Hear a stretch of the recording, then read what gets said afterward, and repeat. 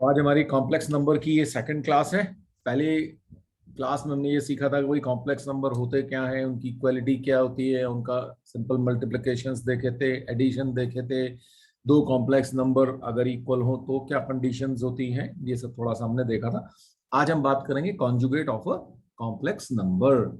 अब conjugate of a complex number क्या होता है? बहुत सिंपल सी बात है, कुछ भी नहीं है। मतलब अगर आपका कॉम्प्लेक्स नंबर मान लेते हैं, अगर z is equal to A plus iota B है, तो आप क्या करो, आयोटा की जगह माइनस आयोटा कर दो, बस। तो आपका कॉम्प्लेक्स नंबर बन जाएगा और उसको बोल देते हैं जेड बार। जेड के ऊपर एक डंडी लगा दी, तो उसको, ये देखो, ये है ना, ये डंडी एक्स्ट्रा लगा दी ना, ये वाली, इसको बोलते हैं जेड बार। और हटा भी देता हूँ, नहीं तो पता लगा बाद में ये सीख लिया कि ये एरो भी लगाना था वहां पे, है ना, सॉरी। तो क्या करेंगे हम, ए माइनस आयोटा बी, बस। ये आपका जेड अगर ए प्लस आयोटा बी है तो जेड बार ए माइनस आयोटा बी हो जाएगा। सिंपल सी बात है। तो इसको बोलते हैं conjugate of a complex number. तो मान लेते हैं हमारे पास कोई अगर कॉम्प्लेक्स नंबर अगर 1 + 2i हो फॉर एग्जाम्पल, तो अगर ये कॉम्प्लेक्स नंबर है आपके पास 1 + 2i, तो मैं कहूंगा कि भाई इसका कॉन्जुगेट बताओ, तो आपने क्या करना है, 1 - 2i कर देना है। बस, कुछ नहीं, आयोटा की जगह माइनस आयोटा आपने कर देना है। ठीक है भाई। और अच्छा, और देख लें अब होता क्या है भाई। मान लेते हैं आपके पास कॉम्प्लेक्स नंबर को, आपको पता ही है आर्गन डायग्राम में हम कैसे दिखाते हैं ना, कॉम्प्लेक्स प्लेन या आर्गन डायग्राम, ये भी हमने डिस्कस कर लिया था पिछली बार। तो क्या होता है, एक पॉइंट होता है बेसिकली कॉम्प्लेक्स नंबर, है ना। तो यहाँ पे क्या होता है, एक्स और वाई एक्सेस की जगह हमारे पास क्या होते हैं, हमारे पास रियल एंड इमेजिनरी एक्सेस होते हैं ना। ये हमारा रियल एक्सेस होता है और ये हमारा इमेजिनरी एक्सेस होता है। ठीक है। और हमारा जो यहाँ पे कोई पॉइंट है जिस जो कि हमारा कॉम्प्लेक्स नंबर दिखा रहा है, और उस z को हम बोल रहे हैं a प्लस आयोटा b। तो z बार जो होगा उसका मिरर इमेज हो जाएगा बेसिकली। ठीक है। तो z बार जो है इस पॉइंट का मिरर इमेज होके आ जाएगा। क्यों भाई? अब आप देखो, जैसे मान लेते हैं कि यहाँ पे कोई कॉम्प्लेक्स नंबर है, लेट्स से -2 + 3 आयोटा। ठीक है, ऐसा कोई नंबर है, तो कॉम्प्लेक्स नंबर है यहाँ पे। पॉइंट को अब जब मैं इसको, अगर ये मेरा z जो है -2 + 3 आयोटा है, तो z बार क्या होगा, यानी कि इसका कॉन्जुगेट क्या होगा, -2 - 3 आयोटा। तो -2, -3, तो ये पॉइंट क्या है एक्चुअली, -2, 3 है। तो जो मेरा नया पॉइंट आएगा वो क्या आएगा, -2, -3, यानी कि उस पॉइंट का कुछ मिरर इमेज। ठीक है। तो वो यहाँ पे आपके लिए बन जाएगा। नॉट एग्जैक्ट, बहुत अच्छा सा नहीं बना, लेकिन डिस्टेंस क्योंकि मैं ऑलरेडी नीचे लिख चुका हूँ। पर आपकी बेसिकली आपको ये पता होना चाहिए कि कॉन्जुगेट जो है, अपना जो कॉम्प्लेक्स नंबर होता है उसका एक मिरर इमेज बेसिकली आ जाता है, या हम कह सकते हैं it's the reflection about the real access. Reflection about the real access, ये आप इस वे में सोच सकते हैं। मैंने आपके लिए लिख भी दिया, Z bar is reflection of Z about real access, और कैसे बन रहा है वो भी आपको बना के बता दिया। थोड़ी सी बात करें कि भाई इस कॉन्जुगेट की प्रॉपर्टीज क्या क्या होती हैं, है ना। तो आप ये नोट कर लें, अब आप खुद ही समझ भी जाएंगे कि भाई हो क्या रहा है। अब देखो, हमने कहा कि जेड कॉम्प्लेक्स नंबर है तो उसका जो कॉन्जुगेट होता है वो जेड बार होता है। तो अगर मैं जेड बार का बार ले लूं तो क्या होगा, तो वापस से मुझे जेड मिल जाएगा। होगा कि नहीं भाई? भाई आप देखो, अगर जेड बार मेरा ए प्लस आयोटा बी है, तो इसका अगर मैं बार लूंगा तो होगा क्या, इसका बार क्या करेगा, फिर से मुझे आयोटा की जगह माइनस आयोटा लेना पड़ेगा।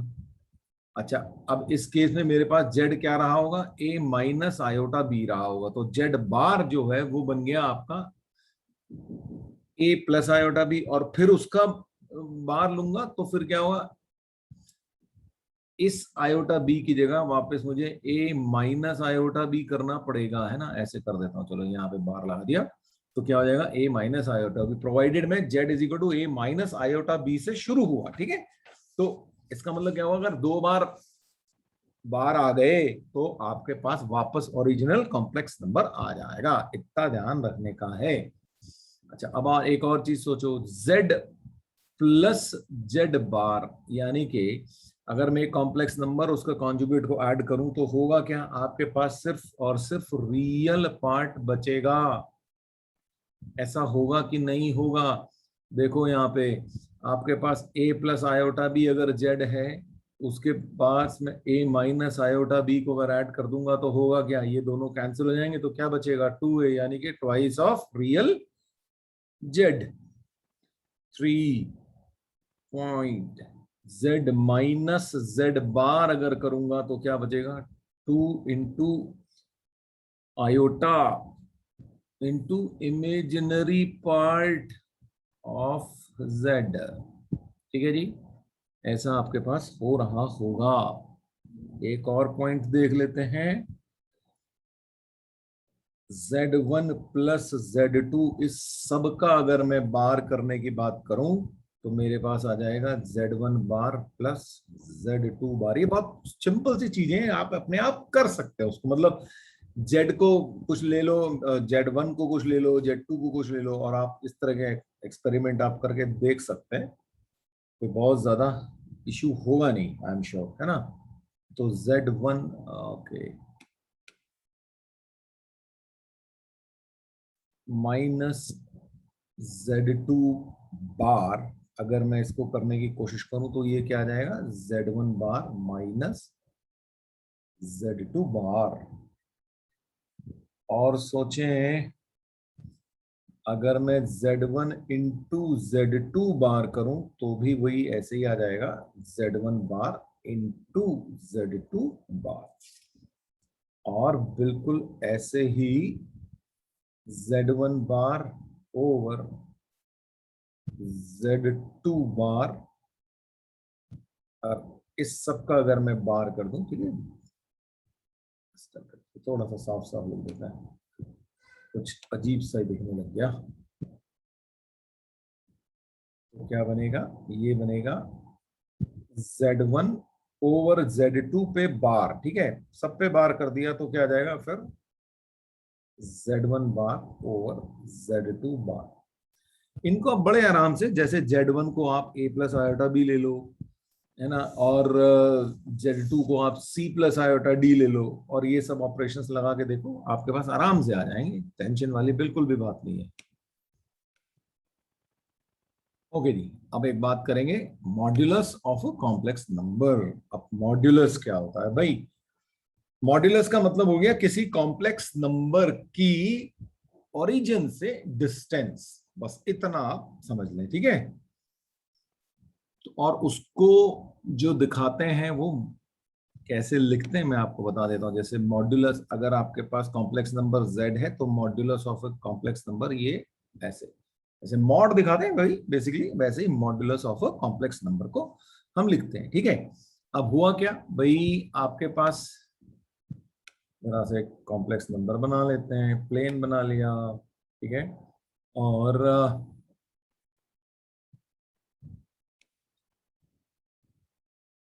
लेट्स से यहाँ पे एक कॉम्प्लेक्स नंबर है, ठीक है, और ये आपका z कॉम्प्लेक्स नंबर है, और इसको बोल दिया a और b, right, a plus iota b। तो अगर मैं इसको ओरिजिन से ज्वाइन कर दूंगा, लेट्स से यहां से मैंने ओरिजिन से ज्वाइन कर दिया इसको, तो होगा क्या भाई, अब देखो, ये जो डिस्टेंस है ये है आपकी a, राइट, और ये डिस्टेंस है आपकी b। तो यहां से, और ये पॉइंट है ओरिजिन, मतलब 0 0, यहां से जो इसको अगर मैं ओ जेड बोल दूं तो क्या होगा, तो ये जो डिस्टेंस हो जाएगी वो क्या हो जाएगी, ए स्क्वायर प्लस बी स्क्वायर। ठीक है, तो पाइथागोरस थ्योरम है, ठीक है ना। तो इसीलिए तो मॉड जेड का मतलब क्या हो गया, is equal to root of A square plus B square, अगर आपका z जो है a प्लस आयोटा b है तो, या अगर आप x प्लस आयोटा y लिखना चाहते हो तो मान लीजिए कई बार लोग ऐसा यूज करते हैं कि भाई आदत की बात होती है, एक्चुअली कोई फर्क नहीं पड़ता, तो मॉड z आपके पास क्या बन जाएगा, root of x square plus y square. ठीक है, अच्छा और आप एक चीज और देखो, ये जो है हमेशा greater than equal to zero होगा ही होगा भाई, क्योंकि आपका जो डिस्टेंस होगी वो तो हमेशा पॉजिटिव ही रहेगी ना, नेगेटिव में तो डिस्टेंस होती नहीं है, तो इसलिए हमेशा जो है मॉड जेड जो है वो हमेशा greater than equal to zero होगा, ये आपको ध्यान रखना है। ठीक है, अच्छा मान लेते हैं यहीं से थोड़ी सी चीज, एक चीज समझने की कोशिश करते हैं, ऑल्दो फिलहाल जब हम कर रहे होंगे तो इसका बहुत ज्यादा यूज नहीं होगा, क्योंकि आपने अभी कोनिक सेक्शन वगैरह नहीं पढ़ा है ना, वो कोऑर्डिनेट ज्योमेट्री जब हम पढ़ेंगे उसके बाद बहुत सारी चीजें इसमें और भी ऐड हो जाएंगी। पर फिलहाल के लिए अगर हम थोड़ा सा देखें तो मान लेते हैं हम ऐसा कहें कि mod Z is equal to 1 है। ठीक है, कोई कॉम्प्लेक्स नंबर जिसकी की डिस्टेंस ओरिजिन से 1 है, तो क्या हो रहा होगा, तो हो क्या रहा होगा कि भाई आपका जो कॉम्प्लेक्स नंबर है अब 1 है, इसका मतलब अगर मैं एक सर्किल बना लूं, मान लेते हैं मैं एक सर्किल बना लेता हूं, ठीक है, और यहीं पे मैं अगर एक कॉम्प्लेक्स प्लेन बना दूं, मान लेते हैं ये, ठीक है, तो अब जो आपका, अगर सिर्फ आपको ये पता है कि mod Z is equal to 1 है, तो आपका जो कॉम्प्लेक्स नंबर हो है वो इस सर्किल की सरकमफ्रेंस पे कहीं पे भी हो सकता है ना, क्योंकि इसकी डिस्टेंस जो है हम ये मान के चल रहे कि भाई ये 1 यूनिट है, मान लें ये जो है mod Z is equal to 1 है, तो इसका मतलब ये सर्किल पे कहीं पे भी हो सकता है। तो अगर आपको mod Z is equal to 1 मिले तो आप ये समझ जाएं कि अच्छा भाई एक सर्किल की बात हो रही है जिसका कि सेंटर जो है ओरिजिन है, यानी कि 0 0 है ना, ऐसा सर्कल जिसका कि सेंटर जो है वो 0 0 है और रेडियस जो है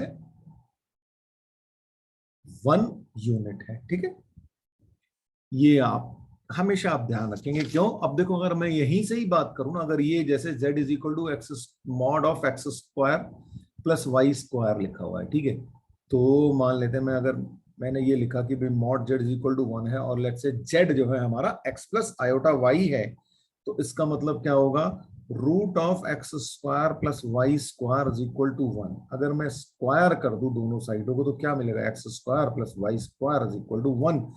ये एक्चुअली में एक सर्कल की क्वेश्चन होती है, ठीक है, ये हम बाद में पढ़ेंगे, लेकिन बस आपको एक बताने के लिए कि भाई अगर मॉड जेड अगर 1 दे रखा है तो एक सर्किल होगा।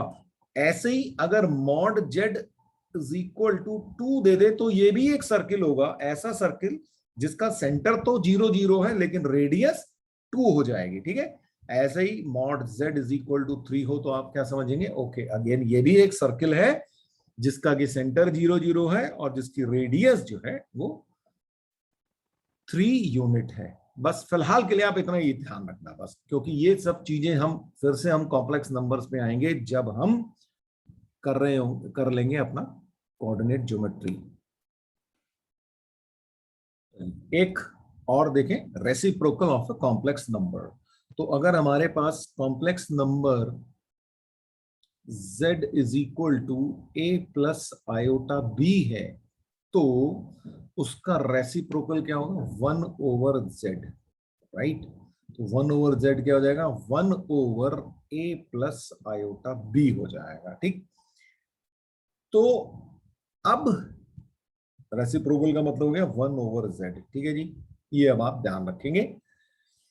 अब अगर मैं इसको थोड़ा सा सॉल्व करना चाहूं तो क्या होगा, देखें है ना, समझने की कोशिश करें इसको थोड़ा सा, तो हम क्या करें, ए प्लस आयोटा बी, जैसे रैशनलाइजेशन करते हैं ना वैसे ही कर लेते हैं। तो ए माइनस आयोटा बी से मल्टीप्लाई और डिवाइड कर देते हैं, ठीक है। तो कोई फर्क नहीं पड़ रहा। तो ऊपर क्या आ गया आपके पास, ए माइनस आयोटा बी हो गया, और नीचे क्या होगा, तो ये क्या हो जाएगा, A square plus B square हो जाएगा भाई। ए प्लस आयोटा बी और ए माइनस आयोटा बी को जब मल्टीप्लाई करोगे तो हमारे पास क्या आ जाएगा, A square plus B square आ जाएगा। क्यों? क्योंकि A square minus of iota square B square होगा, और आयोटा स्क्वायर क्या होता है, -1 होता है, ठीक है। तो इसलिए ए स्क्वायर प्लस बी स्क्वायर आ जाएगा आपके पास। तो अब जरा इसको और समझने की कोशिश करें। तो अगर आपको अगर सीधा लिखना हो तो आप कैसे लिख सकते हो कॉम्प्लेक्स नंबर को, A upon A square plus B square minus iota B over A square plus B square. एक तो तरीका है भाई आप याद कर लो, दूसरा तरीका है सिंपल वे में जैसे हमने अभी निकाला है वैसे के वैसे ही आप कैलकुलेट कर सकते हो। अच्छा, इसी चीज को अब देखो एक तरीके से और भी लिख सकते हैं। अब देखो ये ए माइनस आयोटा बी क्या है, अभी हमने पढ़ा, वो क्या है, कॉन्जुगेट। तो इसको मैं जेड बार लिख सकता हूं। अच्छा, ए स्क्वायर प्लस बी स्क्वायर क्या है, मॉड जेड, यानी कि इसका मॉड्यूलस का स्क्वायर है ये। तो अगर आप ऐसे सोचना चाहें तो आपके पास रेसिप्रोकल क्या बन गया, Z bar conjugate divided by the modulus का स्क्वायर। तो ये भी आपको रिलेशनशिप बहुत इंपॉर्टेंट है। तो अब आप यहीं से देखो, ये बहुत बार एक चीज यूज होगी, वो ये होगी, यहां से आप देखो क्या मिलेगा आपको, mod Z square is equal to Z into Z bar. ये बहुत इंपॉर्टेंट रिलेशनशिप है, वेरी इंपॉर्टेंट, बहुत जगह यूज होगी आपकी, ठीक है। तो इसको आप ध्यान रखेंगे। देखिए ऐसा ऐसा क्वेश्चन हमने पिछले लेक्चर में भी किया था, मैं express in the standard form. तो 5 plus 4 iota over 4 plus 5 iota, ठीक है। तो हमने करना क्या है, इसको सिंप्लीफाई करना है, और उसके बाद हमें ए प्लस आयोटा बी या एक्स प्लस आयोटा वाई की टर्म में इसको लिख देना है। ऐसा क्वेश्चन आप लोगों ने किया था, तो एक बार आप ट्राई करेंगे और फिर उसके बाद डिस्कस करेंगे, ठीक है। चलिए जी, करना क्या है, इसको मल्टीप्लाई कर देते हैं 4 माइनस 5 आयोटा से। बेसिकली एम क्या है, जो डिनोमिनेटर में आयोटा वाला पार्ट है ना वो हट जाए, है ना, तभी आप स्टैंडर्ड फॉर्म में लिख पाओगे। स्टैंडर्ड फॉर्म हमारी क्या है, ए प्लस आयोटा बी। तो डिनोमिनेटर में आयोटा वाला पार्ट नहीं चाहिए, तो हम क्या कर रहे हैं, 4 माइनस 5 आयोटा से मल्टीप्लाई कर दे रहे हैं और डिवाइड कर दिया साथ में। तो ऊपर क्या आ जाएगा, हम इसको मल्टीप्लाई कर देते हैं। तो हमने देखा ही था नॉर्मल मल्टीप्लीकेशन होता है। अब मैं न्यूमरेटर में जा रहा हूं, तो 5 into 4 20 minus 25 iota plus 16 iota, और ये हो जाएगा 20 आयोटा स्क्वायर, ठीक है जी। और डिवाइडेड बाय, अब ये क्या हो जाएगा, 4 स्क्वायर माइनस 5 आयोटा स्क्वायर, ठीक है। मैंने प्रॉपरली सिंपल वे में सॉल्व करने की कोशिश की है। तो ये क्या हो गया 20, अच्छा आयोटा स्क्वायर होता है -1, है ना, यही तो सारी कहानी चली थी। आयोटा स्क्वायर इक्वल टू -1 होता है, तो ये हो जाएगा +20, ये चीज +20 हो जाएगी। तो 20 और +20 ये हो गया 40, और ये हो गया माइनस का 9i, और डिवाइडेड बाई ये हो गया 16, और ये हो गया प्लस का 25, क्योंकि 25 आयोटा स्क्वायर आता, आयोटा स्क्वायर -1 हो जाता, तो ये वाला जो साइन है ये प्लस का हो जाता। तो ये बेसिकली हमारे पास आ गया 40 माइनस 9 आयोटा, और डिवाइडेड बाई ये कितना हो गया 41 हो गया। तो मैं उसको बस अलग अलग लिख दे रहा हूं। तो बस ये हमारे पास आ गया, और ये हमारी स्टैंडर्ड फॉर्म हो गई ए प्लस आयोटा बी वाली। तो ऐसे आपको करना है, फिर से याद दिला दिया मैंने आपको, सिंपल कैलकुलेशंस है। आपके पास क्वेश्चन है 3 + 2i over 2 - 3i। Plus 3 minus 2i divided by 2 plus 3i is purely real. Purely real मैंने आपको बताया था। प्योरली रियल कब होगा? जब उसका आयोटा के साथ वाला जो पार्ट है वो जीरो हो जाएगा ना। ये चीज हमने पिछले लेक्चर में डिस्कस की थी। तो कैसे? अगर मान लीजिए अगर आपका z जो है वो a प्लस आयोटा b है और मैं ये कह रहा हूं कि ये प्योरली रियल है, तो इसका मतलब क्या होगा? ये वाला जो पार्ट है ये जीरो हो जाना चाहिए। तो ये जीरो हो जाना चाहिए तो बस बचेगा ये, तो सिर्फ रियल पार्ट हो जाएगा। तो ऐसा मतलब अब आपको ये सोचना है कि हाँ क्या ऐसा हो रहा है। तो अब क्या करो, इन दोनों को सॉल्व करो और देखो क्या सच्ची में ऐसा हो रहा है। तो करते हैं भाई, चलिए आप लोग भी करिए और मैं भी कर रहा हूँ। ठीक है, तो करना क्या है भाई, अलग अलग इन दोनों को सिंप्लीफाई करना पड़ेगा, स्टैंडर्ड फॉर्म में लिखना पड़ेगा। तो 2 minus 3i into 2 plus 3i divided by 2 plus 3i plus, अब ये जो पार्ट है इसको भी हम ऐसे ही कर दें। ओके, चलो एक ही बात है। वैसे तो हम यहाँ पे एलसीएम भी ले सकते थे, है ना। बात वही पड़ने वाली है, कोई बात नहीं। 2 माइनस 3i, अब आप फटाफट इसको करके देखो कि क्या हो रहा है ना।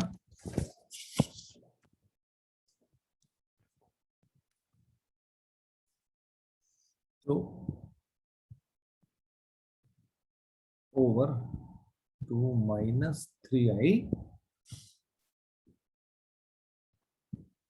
क्या बन गया हमारे पास? 6 प्लस 9i प्लस 4i और plus 6 iota square divided by 4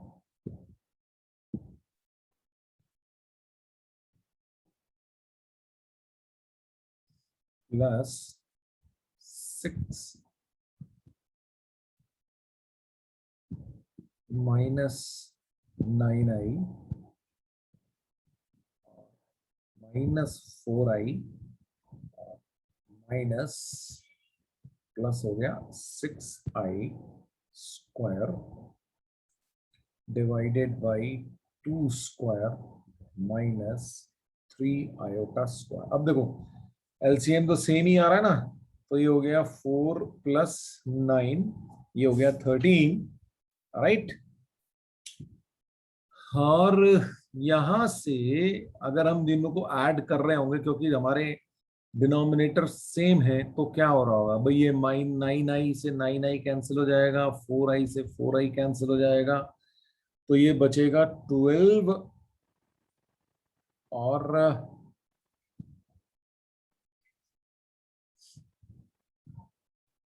minus 6 iota square, तो ये बच जाएगा आपके पास।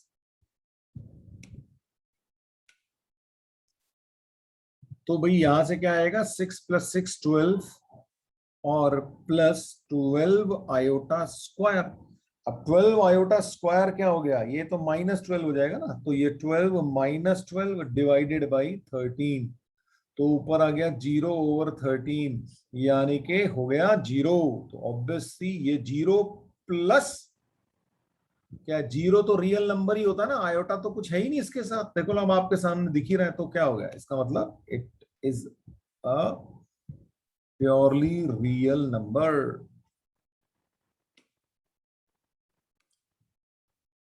अब क्वेश्चन क्या कह रहा है? आपको दो कॉम्प्लेक्स नंबर दे रखे हैं, Z1 is equal to 1 minus iota और Z2 is equal to -2 plus 4 iota. अब आपसे कह रहा है कि भाई आप रियल और इमेजिनरी पार्ट बताओ किसके? Z1 into Z2 divided by Z1 बार। कुछ नहीं करना, आप सीधा सीधा Z1 Z2 मल्टीप्लाई करो, उसको डिवाइड कर दो Z1 बार से। फिर हो सकता है आपको उसको रैशनलाइज करना पड़े, क्योंकि स्टैंडर्ड फॉर्म में तो लिखोगे ना, तो स्टैंडर्ड फॉर्म में जैसे लिखोगे आपके रियल और इमेजिनरी पार्ट आप आराम से लिख पाओगे। मैंने दोनों इसलिए लिखवा लिए कि आपसे कुछ भी पूछा जा सकता है, जनरली दोनों नहीं पूछेगा, पर फिर भी मैंने कहा चलो आप लिख डालो तो आपको पता चल जाएगा। तो करो जी जरा solve. Z1 into Z2 over Z1 बार करिए और साथ साथ में मैं भी कर रहा हूं आप लोगों के, तो आप लोग भी करिएगा अपने आप से, ठीक है। तो हमें क्या करना है, Z1 into Z2 divided by Z1 बार करना है, ठीक है।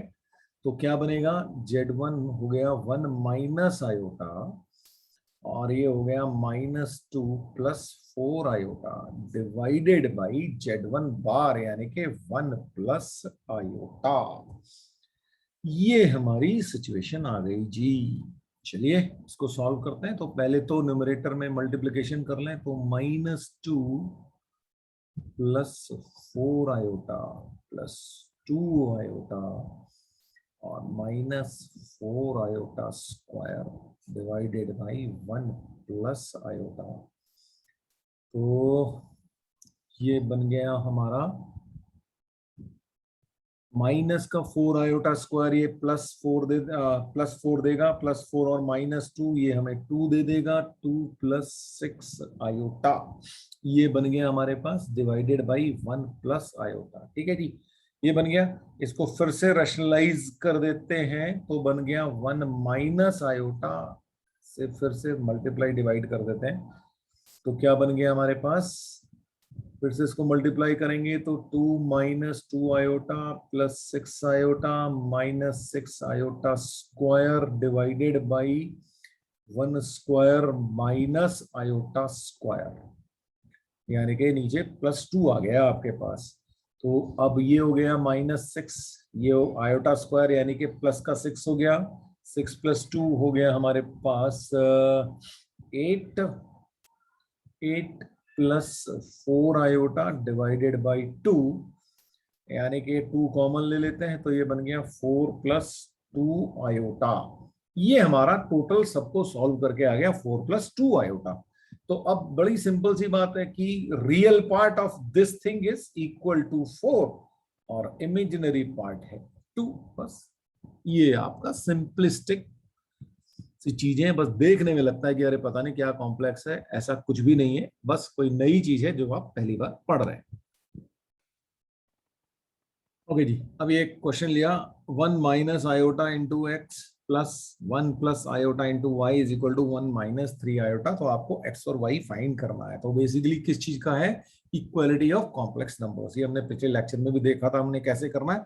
तो क्या करना है, लेफ्ट हैंड साइड को आप एक कॉम्प्लेक्स नंबर की स्टैंडर्ड फॉर्म में लिख डालो और फिर राइट हैंड साइड से उसको कंपेयर कर लो, तो आपके पास ऑटोमेटिकली आंसर आ जाएंगे।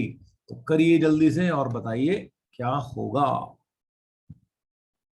तो साथ साथ में चलो मैं भी कर देता हूं। तो क्या होगा, यहां से आया x minus iota x plus y plus iota y is equal to है 1 माइनस 3 आयोटा। यहां से x प्लस वाई आ गया और माइनस या प्लस आयोटा कॉमन ले लेते हैं। अच्छा चलो माइनस ही ले लेते हैं क्योंकि दूसरी साइड में माइनस ही दे रखा है, ठीक है ना। तो माइनस आयोटा कॉमन ले लेते हैं, तो x माइनस वाई आ गया और ये हो गया 1 माइनस 3i। तो अब देखिए ये भी लेफ्ट हैंड साइड भी एक स्टैंडर्ड फॉर्म में है और राइट हैंड साइड भी स्टैंडर्ड फॉर्म में। तो दो कॉम्प्लेक्स नंबर इक्वल कब होते हैं, जब उनके रियल पार्ट के इक्वल होते हैं और इमेजिनरी पार्ट नेचुरली पार्ट के इक्वल होते हैं। तो इसका मतलब क्या हुआ, तो x plus y equal to हो गया 1 and x minus y is equal to हो गया 3। इसको हम सॉल्व कर लें भाई, तो क्या आ जाएगा हमारे पास, यहां से दोनों को ऐड कर देते हैं तो हमारे पास आ गया 2x इज इक्वल टू 4, तो x इज इक्वल टू 2 और x इज इक्वल टू 2 रखा तो y इज इक्वल टू -1 आ जाएगा आपके पास। तो बस ये सिंपल सा आंसर आपका। तो ये तो सिंपल सी दो इक्वेशंस हैं, आप सॉल्व करना 10th क्लास से ही जानते हैं। ये आपके पास दो होमवर्क क्वेश्चन है, बिल्कुल वैसे ही चलेगा, इक्वालिटी ऑफ कॉम्प्लेक्स नंबर्स पे ही बेस्ड हैं। इनको आप जरा करेंगे, आंसर भी आपके लिए दे दिए गए हैं। ये है जी आपके पास फाइंड, सिंपल सा क्वेश्चन है, फाइंड कॉन्जुगेट ऑफ 1/3 + 4 आयोटा। तो आपने करना क्या है, पहले तो 1/3 + 4 आयोटा का स्टैंडर्ड फॉर्म में लग डालो और उसके बाद उसका कॉन्जुगेट बना दो। कॉन्जुगेट बनाने के लिए क्या करना है, जहां पे आयोटा है उसको माइनस आयोटा से चेंज कर डालो। तो क्या करेंगे भाई, तो पहले तो हम इसको स्टैंडर्ड फॉर्म में लिखते हैं, और स्टैंडर्ड फॉर्म में लिखने के लिए हमें इसको 3 - 4 आयोटा से मल्टीप्लाई करना पड़ेगा। तो ये बन जाएगा 3 - 4 आयोटा और नीचे आ जाएगा 9 + 16। भैया ये अब आपको आदत पड़ जानी चाहिए है ना ऐसा करने की, क्योंकि आपसे उम्मीद कर रहा हूं कि आप लोग अपनी जो एनसीईआरटी की या आपके जो स्कूल में बुक्स प्रिस्क्राइब्ड हैं उनको आप कर रहे होंगे, राइट, साथ में। तो 3/25 -4/25 आयोटा, ये आपकी स्टैंडर्ड फॉर्म हुई इस चीज की।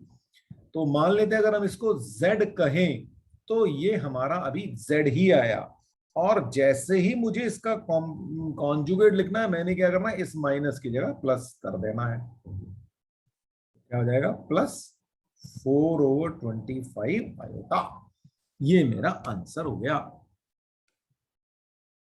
अब मैंने आपको एक और सिंपल सा क्वेश्चन दिया, find the conjugate of 2 + 3 iota whole square over 2 - iota. तो सबसे पहले आपने क्या करना है, आपने इसको सॉल्व करना है, ठीक है, अपने नॉर्मल प्रोसेसेस लगा के उसको स्टैंडर्ड फॉर्म में लिखना है, और फिर फाइनली जब वो स्टैंडर्ड फॉर्म में आ जाए तो उसके बाद आयोटा की जगह माइनस आयोटा करके आपने कॉन्जुगेट लिख देना है। तो करिए जी, क्या किया जाए, तो प्रोसेस क्या है, पहले इसका होल स्क्वायर ओपन कर दें, क्योंकि हम पहले इसको सिंप्लीफाई कर लेते हैं। तो a + b का होल स्क्वायर लिखा हुआ है, तो a² + b² + 2ab, यानी कि 4 + 9 आयोटा स्क्वायर प्लस 12 आयोटा, ये हमारे पास ऊपर का होल स्क्वायर आ गया, और ये आ गया 2 - आयोटा। अच्छा, 9 आयोटा स्क्वायर यानी कि -9 हो गया, तो -9 और +4 बच गया हमारे पास -5 + 12 आयोटा डिवाइडेड बाई 2 - आयोटा, ये बन गया। ये थोड़ा सा सिंप्लीफाई हो गया।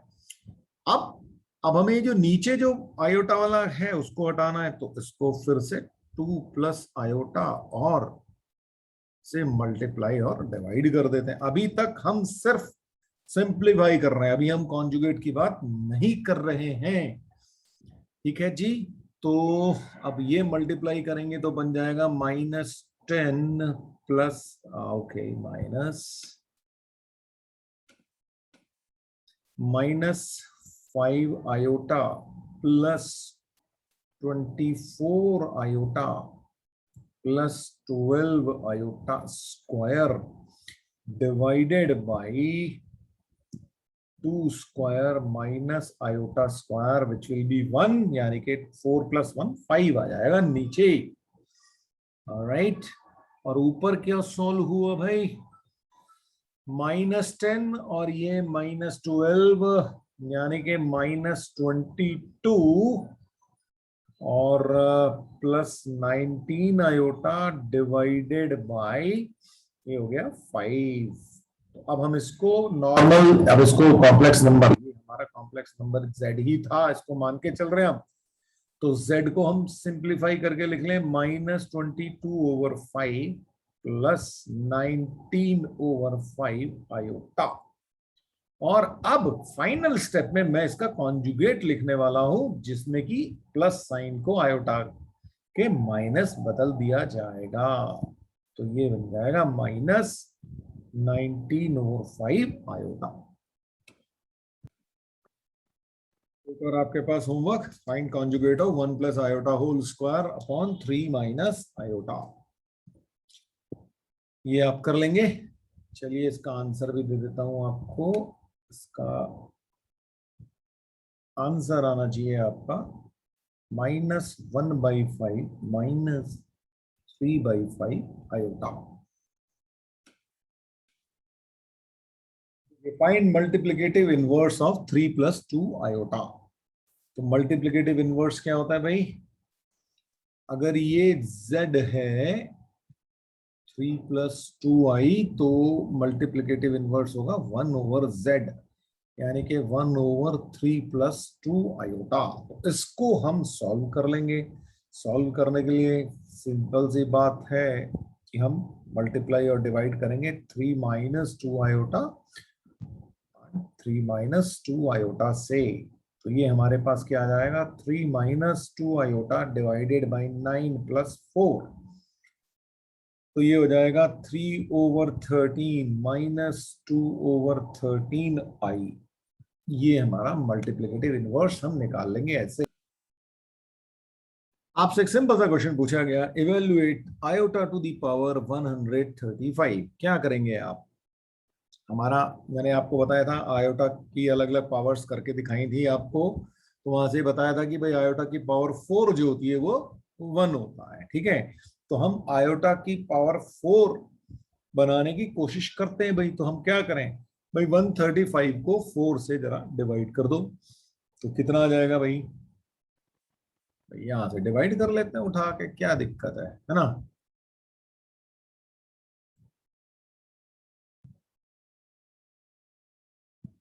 ये बचा, यानी कि हम इसको क्या लिख सकते हैं? आयोटा टू दी पावर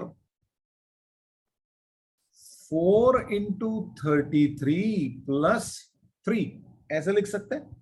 तो iota to the power 4n जो है वो हो जाता है 1, तो हमारे पास क्या बच जाएगा? Iota to the power 3। अब आयोटा टू दी पावर 3 मैंने आपको बताया था क्या होता है? -1। तो ऐसे आप क्वेश्चंस को हैंडल करेंगे। चलो चलो फिर एक और देखते हैं ना। इवेल्युएट